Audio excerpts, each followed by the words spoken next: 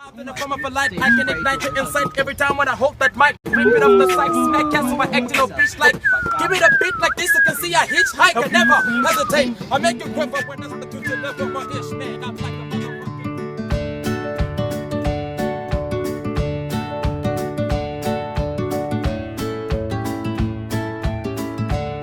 I've always been really entrepreneurial. At the age of 11, I remember producing a youth magazine that was funded by advertising revenue.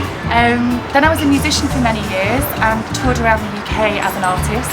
At the age of 20, I created a record label, an alternative to the music industry that was centralised in London. I wanted to do something in the north of England, which is where I live.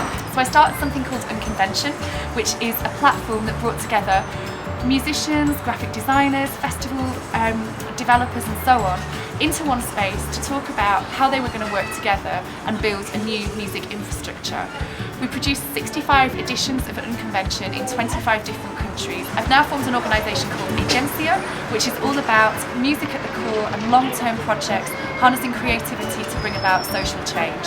And the final project that I've been co-director of for 10 years is In Place of War, a project that works with creativity in sites of armed conflict. Education in Place of War is a programme that has come out of over 6 years of going around the world and delivering informal, creative, entrepreneurial programmes to communities and seeing the impact that these have. What we decided to do is formalise this programme, produce a programme at the university that the university has never produced before. It's about empowering people by giving them skills around creative entrepreneurialism, but having this structured, internationally influenced and certified by the University of Manchester, and using this programme to be delivered in the world's most challenged communities, the world's most under-resourced communities. We also, along with this, decided to collect unused music equipment from musicians and people across the world. We collected in 6 months $120,000 worth of music equipment. We're using this equipment and this programme to go into communities to find cultural spaces owned by the communities and working with informal groups, helping to formalise those groups, mobilise the music equipment and film equipment to these cultural spaces, and then putting this training programme that's certified through the University of Manchester into the spaces so that we can capacity build with local people so they can deliver the training, the knowledge stays in the community, the equipment and resources stay in the community, and this becomes a vibrant cultural space that thousands and thousands of young people will access every year. This way of working, this methodology is a new solution. I've not seen this happen before. It's not about just taking some equipment and putting it into a space.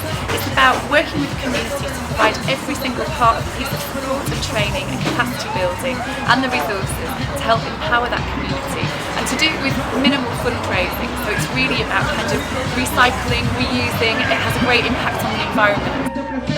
This project came about because I went to Makakoba in Bulawayo in January this year, and I was watching the young people there and hanging out with young people aged between 11 and 15, and the young people were sat and they were drinking codeine from the bottle, and I asked them why they're doing this, and they said to me, because we don't have anything to do here. We want to be able to record our hip hop, we want to be able to do things, but they just don't have that opportunity.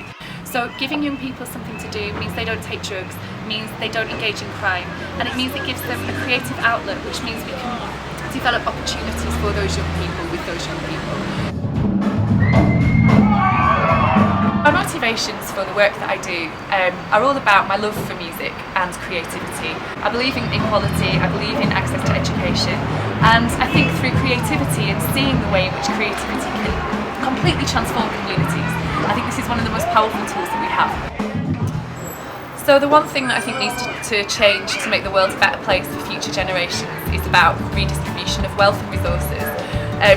Where I go to in the world, into favelas, into ghettos, into townships, there is a phenomenal difference between these places and other places in the same cities where resources are so different.